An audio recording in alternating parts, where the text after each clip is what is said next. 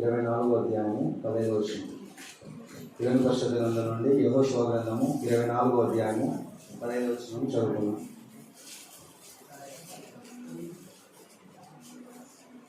యెహోవాను సేవించుట మీ దృష్టికి కీడని తోచిన ఎడల మీరు ఎవరిని సేవించెదరో, నది అద్దరిని మీ పితరులు సేవించిన దేవతలను సేవించెదరో, అమోరీయుల దేశమున మీరు నివసించుచున్నారే వారి దేవతలను సేవించెదరో నేడు మీరు కోరుకొనుడి. మీరెవరిని సేవింప కోరుకున్నాను, నేనును నా ఇంటి వారును యెహోవాను సేవించదము అని దేవుడి యొక్క పరిశుద్ధ వాక్యం దీవించున్నాను. వందనాలు తెలుపుతున్నాం. మరి ఈరోజు యువరసిన కూలికి కదా, మరి ఈరోజు ఏర్పరిచిన లేఖన భాగం చదువుకున్నారు కదా. యెహోషువ గ్రంథము 24వ అధ్యాయము 15వ వచనము. యెహోవాను సేవించుట మీ దృష్టికి కీడని తోచిన ఎడల మీరు ఎవరిని సేవించెదరో, నది అద్దరిని మీ పితరులు సేవించిన దేవతలను సేవించెదరో, అమ్మోనీయుల దేశమున మీరు నివసించుచున్నారే వారి దేవతలను సేవించెదరో నేను మీరు కోరుకొనుడి. మీరెవరిని సేవించి కొనినను నేను నా ఇంటి వారును యెహోవాను సేవించెదము అనేను. ఎవరన్నా మాట యెహోషువ అంటారు. మరి వాక్య భాగంలో ఇచ్చిన ప్రార్థన చేసుకుంటారు. సర్వశీలులకు దేవుడమైన దేవానికి స్తుతులు స్తోత్రాలు చెల్లించుకుంటున్నాం. కీర్తనలేని యెహోవానికి స్తోత్రాలు వందనాలు చెల్లించుకుంటున్నాం. జయశాలినికి కీర్తనలు వందనాలు చెల్లించుకుంటున్నాం. తండ్రి ప్రభావ యెహోవా రాత్రికాల సమయం అందమైన మరి చిన్న మందగా మేము కూడి మీ యొక్క వాక్యాన్ని మీ యొక్క మాటను తెలుపుటటువంటి ప్రభావ ఇక్కడ చేరి ఉన్నాం. తండ్రి ప్రభావ ఈ ధన్యతను బట్టి వందనాలు చెల్లించుకుంటున్నాం. తండ్రి ప్రభావ అయ్యా, మరి ఈ యొక్క లేఖన భాగాలు నేను కాదు కానీ నువ్వే నీ పరిశుద్ధ ఆత్మశక్తితో మమ్మల్ని నింపి బయలుపరచడం కృప దయచేయమని వేడుకొనిచున్నాం తండ్రి. ఈ ఆత్మీయమైన మర్మం మనం తెలుసుకొని ఆ వాక్య ప్రకారంగా జీవించడం కృప మాకు దయచేయమని వేడుకొనిచున్నాం. అయ్యా మరి వాక్యం వహించుకునేది కాదు కానీ నువ్వే నా శరీరంలో నుంచి పరిశుద్ధ ఆత్మశక్తితో నడిపించి మరి విన్న వాక్యము ఫలింపులాగా కృప దయచేయమని చిన్న ప్రార్థన నజరేయుడైన యేసుక్రీస్తు పరిశుద్ధ నామమున అడిగి వేడుకొనిచున్నాం మా పరమ తండ్రి. ఆమేన్. మరి మనం ఇక్కడ చూసినాం కదా, ఈ విషయము యెహోషువ చెప్తున్నాడు అనమాట ఇశ్రాయేలు ప్రజలకు. ఈయన ఎఫ్రాయిము గోత్రంలో వచ్చినటువంటి నూను కుమారుడైన యెహోషువ. నువ్వు వాళ్ళ నాన్న పేరు నూను అనమాట. మరి ఈయన విషయాలు మనం చూసుకుంటూ పోతే యెహోషువ మోషే అంటే దేవుడు ఎన్నుకోబడిన మోషే శిష్యుడిగా కూడా ఎంచబడడం జరుగుతుంది. ఈయన అంటే మోషే హోషేయ అనే పేరును ఈ యెహోషువగా మారుస్తాడు అనమాట ఆయనకు. మరి ఈయన విషయాలు మనం కొన్ని చూస్తున్నట్లయితే మోషేతో పాటు తిరుగుతుంటూ మోషే శిష్యుడుగా ఈయన మనం చూస్తాం. చివరికి మోషే తర్వాత ఇశ్రాయేలు ప్రజలను కాపరిగా ఉండడానికి దేవుడి చేత ఈయన ఎన్నుకోబడతాడు అనమాట. ఈయన ఇక్కడ ఒక మాట అంటున్నాడు అనమాట. అంటే మన జీవితంలో ఇప్పటి కాలంలో మనకు కావాల్సినటువంటి ఒక స్పష్టమైన మాట, ఒక రకమైనటువంటి నిబంధన లాంటిది అనమాట. ఈ వచనంలో మనం కొన్ని విషయాలు గమనించవచ్చు.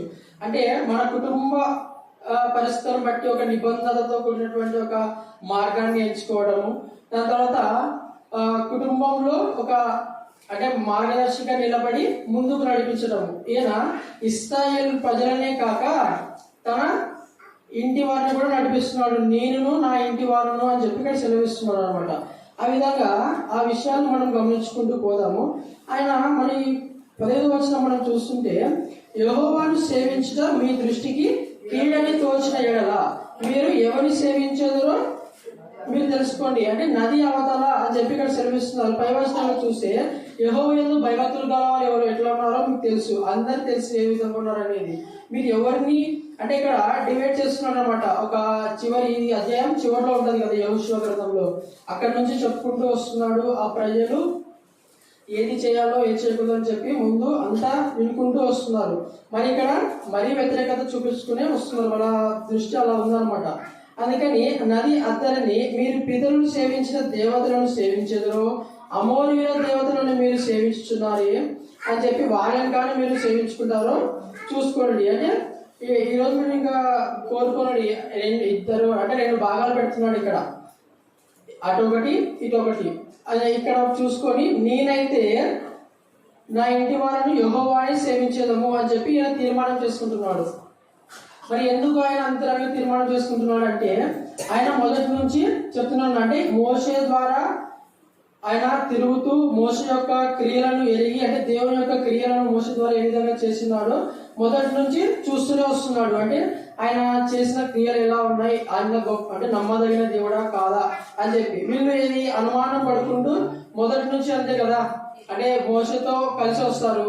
దాని తర్వాత అయ్యా మాకు నీళ్లు లేవు, ఆయన ఉండింటే బాగుంటుంది కదా, ఈడెందుకు ఈడ మమ్మల్ని వచ్చి చంపుతున్నాం అని చెప్పి గొరుగుతారు. తర్వాత మాంసం అంట, తర్వాత ఆహారం అని చెప్పి అన్ని ఇస్తున్నా ఏదో ఒక విధేయత. మరి ఇదే వంగర బుద్ధి ఈడ చూపెట్టారనమాట.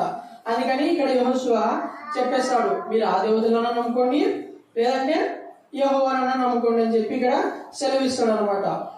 మరి యెహోవా గురించి మొత్తం తెలిసినటువంటి విషయాలు ఆయనకు ఏవైతే మరి నడిచి చూసి ప్రత్యక్ష సాక్షి మనకి ఇక్కడ చెప్తాడంటే ఇవే గ్రంథంలో మీరు ఎందుకు యెహోవాను నమ్మాలంటే ప్రత్యక్ష సాక్షి ఎవరంట మీరు ప్రత్యక్ష సాక్షులు కాబట్టి మీరు నమ్మి ధైర్యంగా ఆయన సేవించుడి, ఆయన మీ మార్గంలన్నింటినీ సరళం చేసి మిమ్మల్ని పాలు తేనెలు ప్రవహించే దేశంలోనికి నడిపిస్తారని చెప్పి సెలవిస్తుంటాడు అనమాట. మరి మనం ఈ యొక్క విషయాన్ని మనం చూసుకుంటూ పోతే ఆ యెహోవా ఏ విధంగా ఉన్నారు, ఆయన గురించి ఎలాగనేటివి మనకు అందరికీ తెలుసు. మరి కొన్ని వచనాలను మీ ముందు పెట్టి వాక్యంలోకి పోదాము. మరి ఈ యెహోవాను కీర్తనలో ఒక మాట ఉంటుంది, యెహోవాను వెతుకుడి, ఆయన బలమును వెతుకుడి, ఆయన సన్నిధిని నిత్యము వెతుకుడి అని సెలవిస్తున్నారు. ఆయన మొత్తము వెతుకుతానే ఉన్నాడు అనమాట. మరి ఆయన వెతకడానికి అంటే ఏది ఈ లోకంలో సమస్తము ఆయన సృష్టి అని చెప్పి మనం చాలాసార్లు చెప్పుకుంటూ వస్తాం. ప్రతిదీ ఆయనను వెతికేటప్పుడు, అంటే ఆ విషయం వెతికేటప్పుడు ఆయన మాటలన్నింటినీ ఖచ్చితంగా బయటకు వస్తాయన్నమాట. సామెత గ్రంథంలో ఒకటి ఉంటుంది కదా, అంటే ఆయన గురించి తెలుసుకోవాలంటే ఏం చేయాలంట, వెండిని వెతికినట్లు వెతకండి, తర్వాత దాచబడిన ధనమును వెతికినట్లు. దాచబడిన ధనం ఏ విధంగా ఉంటది, అది ఎక్కడ ఉండేది తెలుసు. ఇప్పుడు ఈ ప్లేస్ లో ఉంది, ఒక ఇండికేటర్ తెచ్చి అలా చూపెడితే అది ఉందో లేదో తెలియదు ఇంకా, కానీ వెతుకుతాం. అంటే ఆ యొక్క నిరీక్షణ ఎట్లా ఉంటది, అక్కడ ఉంది నిధి అని చెప్పి. ఆ విధంగా మనం కూడా అంటే ఆ యొక్క నిధిని వెతుకున్నట్లుగా యెహోవాను వెతకాలి. అట్లాగైతేనే మనము అంటే ఆయన యొక్క క్రియలను మనం తెలుసుకోగలము, లేదంటే తెలుసుకోలేము. అంటే గర్విష్ఠులాగా కీర్తన గ్రంథంలో 119వ కీర్తన 21లో ఉంది. గర్విష్ఠులు అంటే ధర్మశాస్త్రానికి వ్యతిరేకమండి తమ నాశనానికి తామే కోరుకొని తెచ్చుకుంటారు అనమాట. అక్కడ ఒకసారి చదవండి 119:21. గర్విష్ఠులను గద్దించుచున్నావు, నీ ఆజ్ఞలను విడిచి తిరుగువారు శాపగ్రస్తులు. మరి వాక్యం చూడండి, మరి నీ ఆజ్ఞలను విడిచి తిరుగువారు శాపగ్రస్తులు. మరి మొదటి నుంచి మనం చూస్తూనే ఉన్నాం, మోషే సెలవిస్తూనే ఉన్నాడు, నీ ఆజ్ఞలే మాకు జ్ఞానము, వివేకము, నీతి అని చెప్పి చెప్తూనే ఉన్నాడు. వాక్యా అంటే ఆ యొక్క నీతిని అంటే ఈ యొక్క ధర్మశాస్త్రం అనేటువంటి ఆజ్ఞలను దేవుని వాక్యాన్ని నడుచుకుంటూ పోతేనే అదే మీకు నీతి, అదే మీకు జ్ఞానము, అవే మీకు వివేకం అని సెలవిస్తూనే ఉన్నాడు.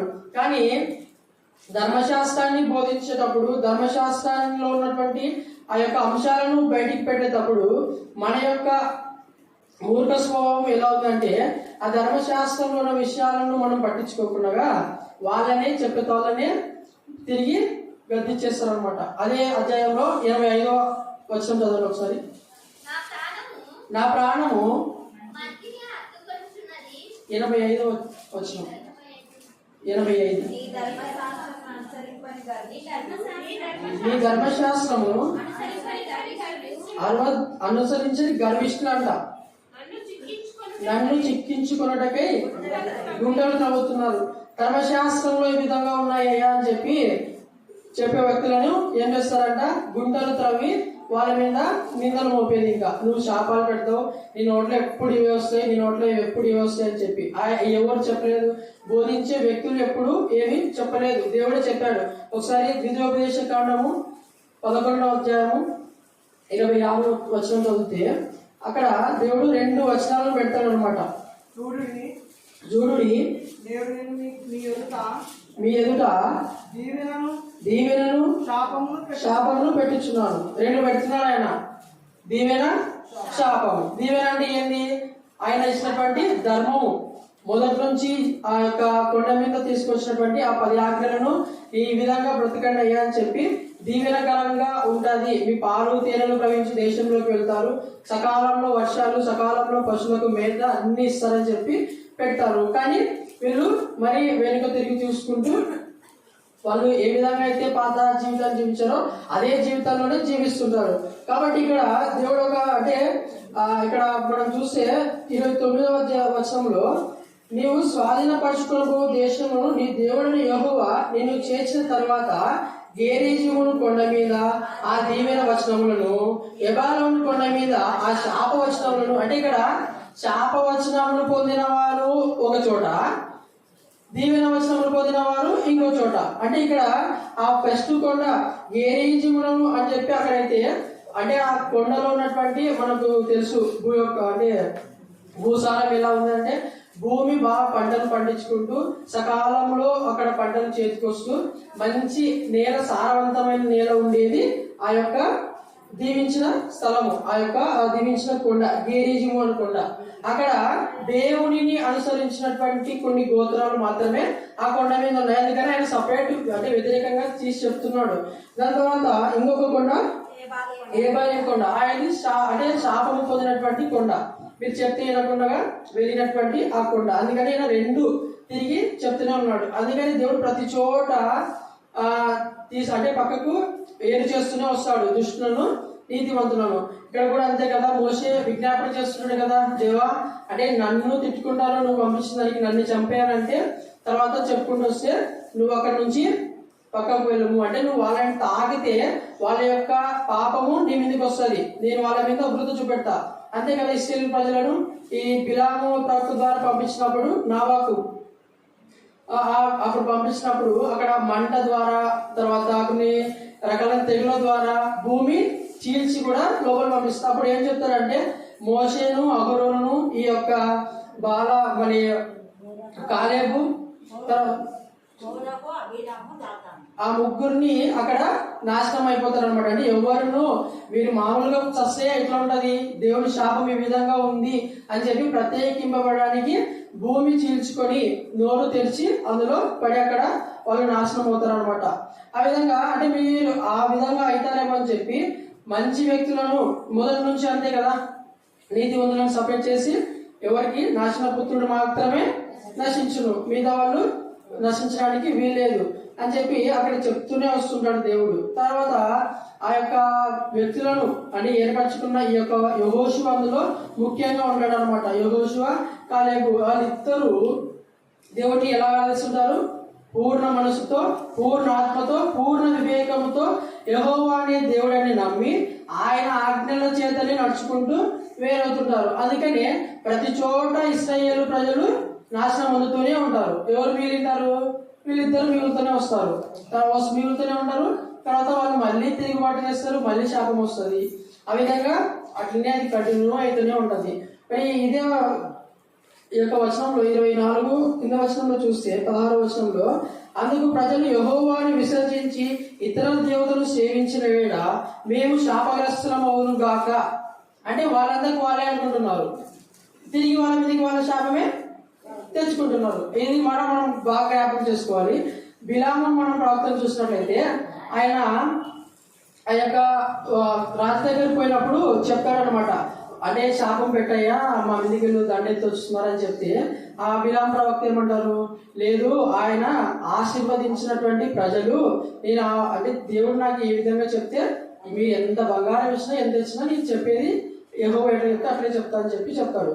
దాని తర్వాత ముందుకు పోయిన తర్వాత ఆ యొక్క పని చేసేటప్పుడు అంటే ఆ దేవుడు శాపవచనములు ఆ ప్రజల మీద ఉన్నాయని చెప్పి వాళ్ళు భయపడుతూ ఉంటారు కదా. ఆ విధంగా ఆ యొక్క బిలాము ప్రవక్త చేత దాన్ని శాపం తీసుకున్నామంటే లేదు, వాళ్ళు ఆశీర్వదించిన బడిన ప్రజలు, వాళ్ళు ఎంత ధన్యత అంటే దేవుని వలన నిందలు మోపువారు మనకి తెలుసు కదా, ప్రేమ ఫలాల్లో తెలుసుకుంటాం కదా మనము. అందులో అంటే దేవుని నిందలు మోపి చంపబడిన ప్రజలు ధన్యులు అన్నట్లుగా ఇశ్రాయేలు ప్రజలు ఎంత ధన్యత, వాళ్ళలాగా నా జీవితం కూడా ఉంటే నేను ఆ విధంగా చనిపోతే ఎంత ధన్యత అని చెప్పి ఆయన చెప్పాడు రాజుకి. అదే వచనము నెరవేరుతుంది అనమాట. తర్వాత అందరు కలిసిపోయినప్పుడు ఆ ప్రవక్త కూడా అదే రీతిగానే చనిపోతాడు అనమాట. ఈ విధంగా వీళ్ళు కూడా ప్రజలు చెప్తున్నారు అనమాట. ఇది ఏ విధంగా అంటే మేము కూడా యెహోవా శాపం మా మీద మా పడకుండా మేము యెహోవానే సేవించదామని చెప్పి సెలవిస్తున్నారు. కానీ తిరిగి మళ్ళీ వచ్చి పడికి ఏం చేస్తారు? మళ్ళీ ఇంకా అదే పని కొనసాగుతూనే ఉంటది అనమాట. తిరిగి శాపము వస్తూనే ఉంటది. కాబట్టి మనం ఒక జ్ఞాపకం చేసుకోవాలన్నమాట. మనం ప్రార్థించేటప్పుడు, అడిగేటప్పుడు ఖచ్చితంగా మన నోరు జాగ్రత్తగా చూసుకోవాలి. ఇప్పుడు పాట అయినా పాడతాం, కొన్ని పాటలు, ఆ పాటల వచనాలు కూడా ఇప్పుడు ఎవరి కోసం పాటలు పాడతారు మామూలుగా చెప్పండి? దేవుని ఆరాధించడానికే కదా.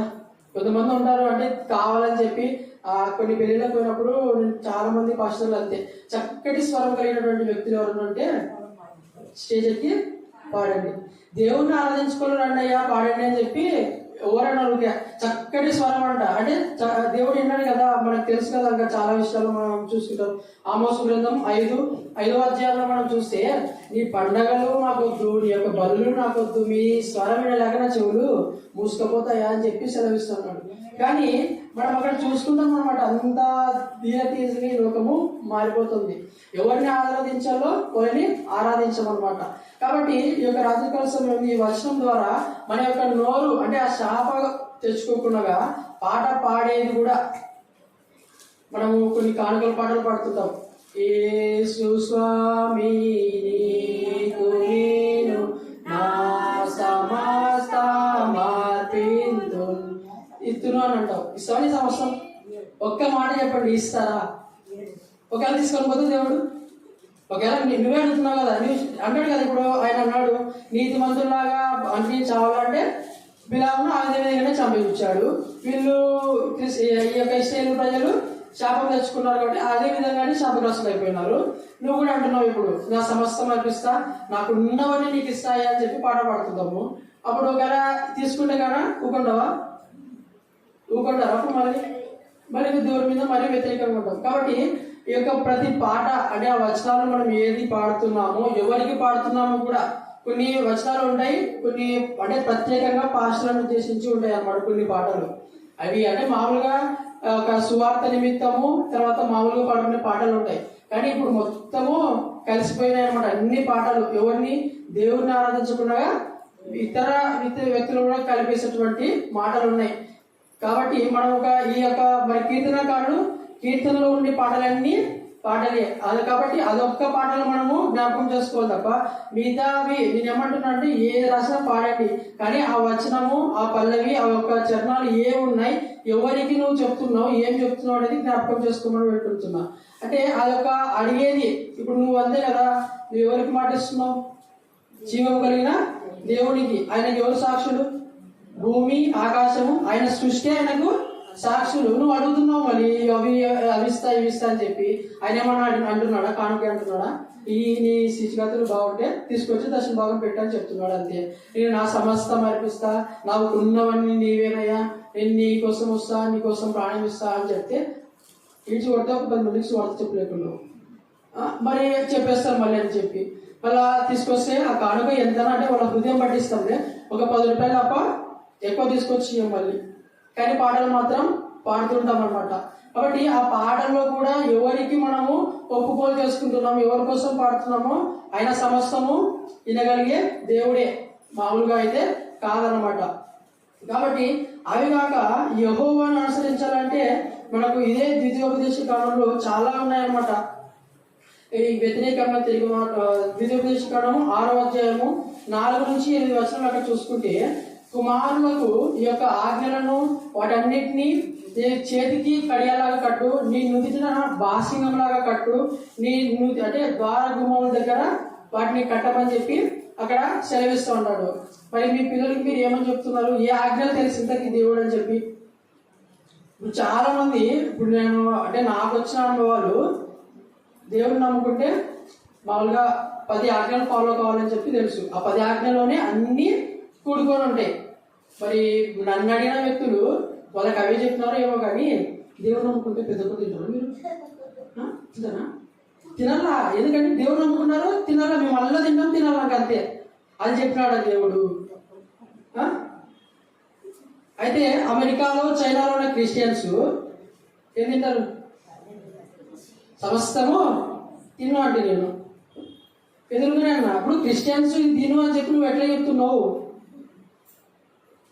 ఆజ్ఞలు ఫాలో అయ్యి ఆ యొక్క ధర్మశాస్త్రాన్ని ముందు నడిపి, ఇందాక చెప్పింది కదా, యెహోవా ధర్మశాస్త్రం అందు దివారాత్రము ధ్యానించుచు దాని ఆజ్ఞలు నడుచుకుంటూ వాడు ధన్యులు అని చెప్పి ఆయన ఆ 119వ కీర్తనలో మనకి చాలా చోట్ల ఆయన బాధతో ఆయన దివారాత్రములు సాయంకాలంలో మొదట మరి రాత్రి కూడా ఆ యొక్క ఆజ్ఞలను అనుసరిస్తూ ఈ వాక్యం నా పాదములకు దీపము, ఈ ధర్మశాస్త్రమును మీరు నన్ను పంపించకము, ఆ పాపం నా ముందర ఉంచకము అని చెప్పి ఆయన ప్రార్థన చేసుకుంటాడు. మరి మనం ఏం చేస్తున్నాము చూడండి ఒకసారి. అంటే నన్ను అవే అడుగుతుంటారు, ఇంకా ఏదన్నా అంటే తినవా తినవా. అది మన దేశ సంస్కృతి అంతే, ఈ యొక్క ధర్మం కాదు. దేశంలో అనేక రకాలు, కొద్దిమంది మట్టి తింటున్నారు.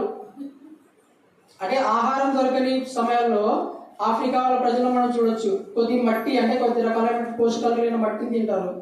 ఆ మట్టి ఆ సమయంలో వాళ్ళకి ఆహారం అది అంతే. మనకు అన్ని ఇచ్చిన దానికి దేవుడికి అదే ఏమంటారు కదా, బర్సిన గుండ్రలాగా అనేక మందికి లేచి పోతున్నారు అనమాట. అంటే ధర్మశాస్త్రం కాదని మళ్ళీ నిందలు చెప్పుకుంటూ వస్తారు అనమాట. అదే ఆమోసు గ్రంథము 5వ అధ్యాయం 10వ వచనం చదివితే, బుద్ధి చెప్పు వాడిని గతిస్తే అంటే వాళ్ళకి చెప్పడానికి పోతే వారి మీద కొట్లాడతారు అనమాట. ఒకసారి చదవండి ఆమోసు గ్రంథము. అయితే గుమ్మంలో నిలిచి బుద్ధి చెప్పు వారి మీద పగపట్టుదురు,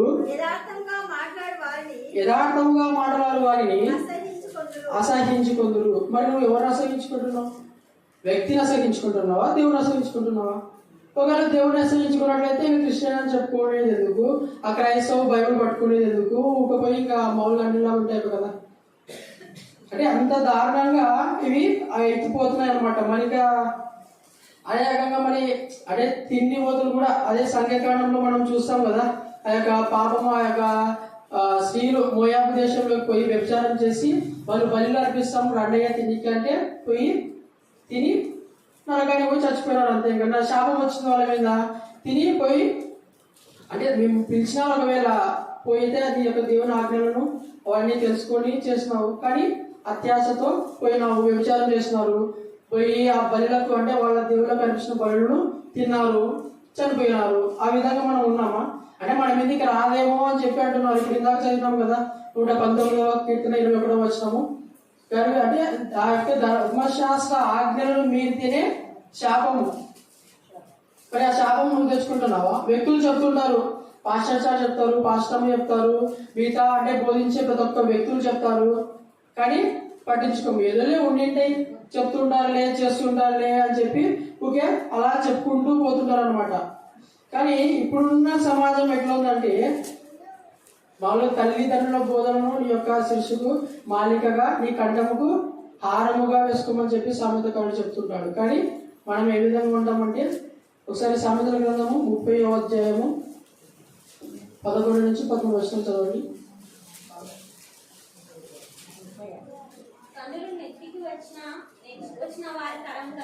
కన్నులు నెత్తికి వచ్చిన వారి తరము గలదు, వారి కనురెప్పలు ఎంత పైకెత్తబడి ఉన్నవి. దేశంలో ఉండకుండా వారు దరిద్రులను ముంగివేయనట్టును, మనుషులలో ఉండకుండా బీదలను నశింపచేయనట్లును, ఖడ్గము వంటి పళ్ళును, కత్తుల వంటి దవడ పళ్ళును గలవారి తలము కలదు. జగడంలోకి క్షమించండి. ఇక్కడ మనం ఆ వచనంలో చూసుకుంటే కన్ను నెత్తికి వచ్చినటువంటి తల్లిదండ్రులు లేరా? ఆ తరం ఉంది. ఆ తల్లిదండ్రులను మామూలుగా అంటే వాళ్ళ యొక్క బోధనను వాళ్ళ యొక్క ఆ నడవేకను పెంచినట్లు ఆ విధంగా ఉండమని చెప్తే వ్యతిరేకించి కళ్ళు నెత్తికెక్కి నడుస్తున్నావు అని అంటాం. ఎప్పుడు నువ్వు చేసేది సరిగ్గా లేనప్పుడు. అది ఎవరికి వస్తుంది? ఇది తల్లిదండ్రులకు వస్తుంది. అంటే వాళ్ళు అలా ఆ విధంగానే పెంచున్నారేమో, ఆ విధంగానే చేస్తున్నారేమో అనే విధంగా అంత ఇది వస్తుంది అనమాట. కాబట్టి తమ ప్రవర్తన ఏ విధంగా ఉంది అనేది మనం జ్ఞాపకం చేసుకోవాలని తెలుస్తున్నాయి ఈ యొక్క కొద్ది సమయంలో. ఎందుకంటే మనము ఎవరిని అనుసరించాలి, ఎవరిది అది వ్యక్తిగత విషయము. అన్నీ తెలుసుకున్నాడు, అన్నీ చూసి అనుభవించినోడు, ఏది నిజము ఏది అబద్ధం అని చెప్పి తూటిగా పోతాడు. అదే ఇప్పుడు ఆ ప్రకటనలో కూడా మనం చూస్తాం కదా, ఉంటే వెచ్చగైన ఉండు, చల్లగైన ఉండు, ఉంటే అటన్నా ఉండు, ఇటన్నా ఉండు. మరి మధ్యలో అటు ఇటు అన్నట్టుగా ఉంటే మనం కూడా ఎక్కడికక్కడ అట్లా పోతాం. నిజంగా అంటే చాలా మంది వ్యక్తులు చెప్తున్నారు, అంటే మన దేశంలో రావడానికి ఇంకా ఇక్కడ అంటే బైబిల్లో జరిగిన ఆ యొక్క సందర్భాలనే రావచ్చేమో. అంటే బైబిల్ మన చేతిలో ఉండకపోవచ్చు, ప్రకటించడం అనేది ఉండకపోవచ్చు, ప్రార్థన అనేది కూడా చేయకపోవచ్చేమో. అప్పుడు ఏ విధంగా ఉంటాం మనం జ్ఞాపకం చేసుకోవాలా? అంటే మనం తెలుసు కదా, భూమి మీద సూర్యుడి కింద ఉండేది ఏమీ కొత్తగా లేదు, అంత పాతదని చెప్పి మనము చూస్తాం. కాబట్టి ప్రతి ఒక్కటి మనం జ్ఞాపకం చేసుకోవాలి, ఏది నిజము, ఎవరిని నమ్ముతున్నావో చూసుకోవాలన్నమాట. ఇక్కడనే మా ద్వితీయోపదేశ కాలంలోనే ఎందుకు నమ్మాలంటే అడిగి తెలుసుకోమని చెప్పినాడు. ఎవరిని అడగాల? పితరులను అడగాల. అడగండి, ఏది ఎక్కడ ఏది అని చెప్పి అడగాలి. అడగము సరే అంటే చెప్పేది కూడా వినకుండా కొద్ది యొక్క ఆ దేవతలను తట్టు తిరిగి, అంటే వాళ్ళు చేసేవి కొన్ని అట్రాక్టివ్గా ఉంటాయి వాళ్ళకు, కానీ అవన్నీ యెహోవా దేవునికి ఇష్టం కాదు. వాళ్ళు చేసేది ఏది ఇష్టం కాదు నాకు, ఆ విధంగా నాకు చేయొద్దని అని చెప్పి సెలవిస్తున్నాడు అనమాట. కాబట్టి మనము ఈ రాత్రికాల సమయమందు ఆ యొక్క దేవుని భయంతో, మరి యెహోషువ ఏ విధంగా అయితే తన ఇంటిని తాను, నేను ఒక్కనని చెప్పలే, అంటే ఇప్పుడు కొంతమంది ఉంటారు, మా ఇంట్లో వాళ్ళ ఎట్టకూడదు అని చెప్పి చెప్పలే, కానీ నేను నా ఇంటి వారును యెహోవానే సేవించదము. కాబట్టి ఆయనని, అంటే మన ఇంటిగా ఎవరైనా ఉండొచ్చు పెద్దగా, కానీ మనం ఎవరిని ఆశ్రయించాము, దేవుడిని ఆశ్రయించినాము, ఆ దేవుడిని పట్టుకొని ముందరికి పోయి మా కుటుంబ పరిస్థితిని మనం ముందు పెట్టి ముందుకు నడిపించుకుంటూ ఒక మాదిరిగా ఆయన యెహోషువ మరి మోషేతో పాటు ఉండి మోషే యొక్క స్థానాన్ని దేవుడు ఇచ్చాడు. అంటే మోషే మామూలుగా ఫస్ట్ నుంచి మోషేకి ఎంత, ఇప్పుడు మోషే సమాధి లేదని చెప్పి చెప్తారు, ఎందుకంటే ఆయన దేవుడిలా కొలుస్తారేమని చెప్పి ఆ విధంగా దేవుడు కనిపించకుండా పెట్టాడని చెప్పి చెప్తారు. మరి అంత తర్వాత స్థానాన్ని ఎవరికి ఇచ్చినాడు? యెహోషువకి ఇచ్చినాడు. కాబట్టి జ్ఞాపకం చేసుకోండి ప్రియులారా, ఆ విధంగా మనము ఆ చెడు దృష్టిని, ఆ శాపగ్రస్తులైనటువంటి ఆ మార్గంలో మనం ఉండకుండా ఆయన యెహోవా ఒక మాదిరిగా, యెహోవానే కాదు, యెహోషువనే కాదు, క్షమించండి, మరి చాలా విషయాలు మనం ఉన్నాయి, కానీ ఈ యొక్క సందర్భంలో మనం ఆయనను మాదిరిగా పెట్టుకొని మన కుటుంబాన్ని మనము, నేను నా కుటుంబమును యెహోవానే ఆరాధిస్తాము. ఆయనకి ఇష్టం లేని క్రియలు, ఆయనకి ఇష్టం లేని ఆచారాలు, కొన్ని ఆచారాలు ఉంటాయి, అవి కూడా అది చేయొచ్చు, చేయకపోతే అది మన సంబంధం కాదు, కానీ మనకు ఆయన బోధించిన ధర్మం మాత్రం తప్పక పాటించాలి. దేవుడి లేఖనంలో కానీ ఇది ఆస్వాదించిందాక. ఆమేన్, ఆమేన్, ఆమేన్.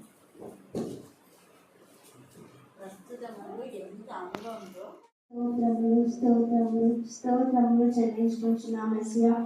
ఇదిగో ప్రభా, దానికి ఎంతగా సృజకునే వాక్యమును బట్టి కూడా మీకే స్తోత్రములు చెల్లించుకుంటున్నాం మెస్సియా. మీరు ఎవరిని సేవించదరో వారిని సేవించండి, కానీ నేను నా కుటుంబం మాత్రం యెహోవాను సేవించడమని యెహోషువ సెలవిచ్చిన విధంగా ప్రభా, మరి మేము కూడా ప్రభా, మేము మా కుటుంబాలు కూడా ప్రభా నేను సేవించడానికి ప్రభా నేను కృపను ధన్యతను అనుగ్రహించిన విధానం బట్టి కూడా మీకే స్తోత్రములు చెల్లించుకుంటున్నాం మెస్సియా. ఎక్కడైతే నా నామంను బట్టి ఇద్దరు ముగ్గురు కూడి ప్రార్థిస్తుంటున్నారో అక్కడ నేను ఉంటానని సెలవిచ్చిన మెస్సియా. మరి మీరు కూడా మా మధ్యలో ఉండి ప్రభా మా మనలను ఆలకించే దేవా, నీకే స్తోత్రములు చెల్లించుకుంటున్నాం మెస్సియా. ఇదిగో ప్రభా, మరి అమ్మగారిని దీవించండి, ఆశీర్వదించమని వేడుకుంటున్నాం మెస్సియా. అమ్మగారు వెళ్ళే ప్రతి స్థలం అందు ప్రభా మీ యొక్క సన్నిధి తోడుగా ఉంచి ప్రభా అనేక ఆత్మలు రక్షించబడిన విధానం బట్టి కూడా మీకే స్తోత్రములు చెల్లించుకుంటున్నాం మెస్సియా. మరి అమ్మగారికి రక్త సంబంధికులందరినీ కూడా పేరు వచ్చిన దీవించండి, ఆశీర్వదించమని వేడుకుంటున్నాం మెస్సియా. ఇదిగో ప్రభా, అక్కడ ప్రశ్న చేస్తారు, డిఫెన్స్ డాక్టర్గా ఉంటుందని మనం అనుకోలేదు. అంటే నీ జీవితంలో కూడా దేవుడు అనుకోని అద్భుతాలు ఖచ్చితంగా చేస్తారు. తన కొరకు కనిపెట్టుకో అనే విషయమే నీకు తప్ప తన కార్యం సఫలం చేయమని ఏ దేవుని ఎవరు అక్కడ ఎవడు ఏ కాలంలో చూచుండనే వాటి దేవుడి కళ్ళని సమాచారం మనుషులకు వినబడలేదు, సంగతి వారికి తెలియబడలేదు. సో అందులో నువ్వు ఎప్పుడు కూడా అక్కడ కూడా చెప్తాను, నువ్వు కూడా సాక్షి ఇచ్చేవాడు. నేను నాకు ఏం చేస్తాను, నేను అనుకోలేని కాలంలో దేవుడు నాకు కూడా చదివించాలని చెప్పేసి ఆయన మార్గంలో వెంటనే నీ మార్గంలో బట్టి నేను జ్ఞాపకం చేసుకుంటూ సంతోషంగా నీకు అనుసరించి వాడిని నేను దర్శించుకున్నాను. చిత్తగించును నీకు తోపడుతుంది, నేను కాపాడు అంటే మనం ఏదైనా దర్శించుకుని దేవుడు పోతాం. సో మనం ఎప్పుడు వాక్యంలో పాడుతున్నామంటే దేవుడు గగనం చేయించుకొని వచ్చి మనం సాయం చేస్తాం. దేవుడి లేఖల గురించి ఆశీర్వదించుగాక. ఆమె తల్లి దేవా మీ జ్ఞానాత్మకలు నింపమని ప్రార్థిస్తాం తండ్రి. బ్లెస్సింగ్ కూడా మీ జ్ఞానాత్మకలు నింపని తండ్రి. అద్భుత రీతిగా అనుకోలేని అద్భుత కార్యం దేవ అను జీవితంలో మీరు చేశారు. ఫిలిప్పైన్స్లో దేవ నా ప్రభ నా తల్లి ఆయన మహిమకరంగా ప్రతి సెల్లో ఘనమైన విషయాన్ని మీరు ఇచ్చారు. మంచి డాక్టర్గా మీరు డచ్ చేయబోతున్నారు. మేఘన కూడా నా ప్రభా లాంగ్ టర్మ్ రాస్తుంది. నీట్ ఎగ్జామ్లో అప్పటికి మీరు ఫ్రీజ్ ఇస్తున్నారు, అందుకు మేము సూచిస్తున్నాం. దేవ బ్లెస్సీ డిజైన్ కూడా మీకు చేస్తాం. డాక్టర్ దేవ మీ జ్ఞానాత్మకత ఇవ్వండి. బేబీష్ డాక్టర్ వారి ప్రతి అక్కర ఔషధ ఏసు ట్రీట్మెంట్ ఇచ్చారు. దేవా యొక్క నా ప్రభ నా తల్లి అక్కడ ఫంక్షన్ కూడా మీకు మహిమకరంగా జరగడానికి దయచేయమని నేను చేస్తూ తండ్రి మీ కృపా ప్రేమ మహదేశం బట్టి నారాయణ ప్రశస్తమైన మీ సన్నిధానములకు వదిలిపబడిన గొర్రెపిల్ల రక్తానికి ఎంత స్థుతించా కూడా తక్కువే ప్రభా. మరి ప్రత్యేక రీతిలో ఈ రోజు నా ప్రభా కుమారుడు ఉదయకి మీ కరుణాపీఠం ఎత్తిపడుతున్నాం. అనేక మంది చిన్న బిడ్డలు మీరు లేవనెత్తున్నారు. వారు ఎంత ఆశతో ఆసక్తితో లేఖన భాగాలు నేర్చుకొని మీరు గనపరుస్తున్న విధానం బట్టి ఎంత స్థుతించడం కూడా తక్కువే. దేవా ఉదయం యొక్క వాళ్ళ తల్లిదండ్రులను దీవించండి. వాళ్ళ అక్క కూడా నా ప్రభా బిఎస్సీ నర్సింగ్ చేస్తుండగా బిఎస్సీ నర్సింగ్ చేసే ప్రతి బిడ్డకు మీ జ్ఞానాన్ని వివేకాన్ని మీరు దయచేయమని ప్రార్థిస్తున్నాం. దేవా వారి రాకపోకలో మీ సన్నిధి కానీ తోడుగా ఉంచమని ప్రార్థిస్తున్నాం. దేవా స్టడీస్ లో మైటి మెరిట్స్ చేస్తున్నారు. జ్ఞానాత్మక మరి నింపండి ప్రభా. సహోదరు ఉదయం కూడా మీ జ్ఞానాత్మక మరి నింపే కుమారుడి నా ప్రభా జ్ఞానం ఎందు వయసు ఎందు దేవుడు ఎందు మనిషి ఎందు పెంపాలన్నా మీ కృపాసనం దయచేయమని ప్రార్థిస్తున్నాం. ఆ కుమారుడు ఎదుగుతున్న కొలది మీకు ఇష్టమైన పాత్రగా దేవా పరిశుద్ధత నుండి అతి పరిశుద్ధుడికి రావడానికి మీ కృపాసనం దయచేయండి తండ్రి. దేవా సంఘంలో ఉన్న ఎవరి బిడ్డలందరూ కూడా మీ జ్ఞానాత్మక నింపి ఎవరేచర్ నుంచి పారిపోయి నా ప్రభా రోషంగా దేవుడి బిడ్డగా క్రీస్తు సాక్షులుగా క్రీస్తు ఖైదీలుగా క్రీస్తు యొక్క సేవకులుగా సైనికులుగా దేవా నిన్ను మహింపరచడానికి నా తండ్రి మీ నామమును గణపరిచే బిడ్డలుగా నా తండ్రి మీకు ఇష్టమైన శిష్యులుగా తయారు చేసుకోమని ప్రార్థిస్తున్నాం. అలాగే నా ప్రభా తబిత భాస్కర్ వారి యొక్క కుటుంబం మాత్రమే మీ కరుణా పీఠంలో ఎత్తిపడుతున్నాం. జ్ఞానవంతురాలు ఇల్లు కట్టడాన్ని మీరు సెలవిచ్చారు. ఆమె చేసిన కష్టార్జితం మీరు ఆస్వాదించే చక్కని గృహాన్ని మీరు ఇచ్చారు తండ్రి. దేవా తబిత యొక్క నా ప్రభా నా తండ్రి వారి యొక్క తల్లిని మీరు జ్ఞాపకం చేసుకుని స్వార్థ నక్కను బట్టి నా ప్రభా విధురాడి పక్షంగా మీరు వ్యాఖ్యం ఆడే దేవుడే ప్రభా. దేవా ఆమెకి ఇచ్చిన పిల్లలందరూ యెహోవా చేత ఉపదేశం పొందే బిడ్డలుగా దేవని మార్గంలో నడవడానికి మీ కృపా దయచేయమని ప్రార్థిస్తున్నాం. తల్లిదండ్రులు నా ప్రభా ఆమెకి ఇచ్చిన ఇద్దరు కుమారులు జ్ఞానంతో మీరు నింపమని ప్రార్థిస్తున్నాం. రేపు జరగబెట్టినటువంటి ఇంటి ప్రతిష్ట దేవా మీరే ముందుగా వెళ్ళి ఆ గృహంలోకి మీరు ప్రవేశించి వధింపబడిన గొర్రెపిల్ల రక్తాన్ని ప్రోగించమని ప్రార్థిస్తున్నాం. దేవా ఆ యొక్క ఇంటికి పునాది వేసేటప్పుడు కూడా మీరు నామమున ప్రార్థన చేయించుకున్నా వారిని మీ కరుణాపీఠంలో ఎత్తిపడుతున్నాం. నాయన కనికరించండి, కృప దయచేయండి. వారికి చేతిలో కష్టార్జితం మీరు దీవించేందుకు మీకు స్తోత్రం దేవా.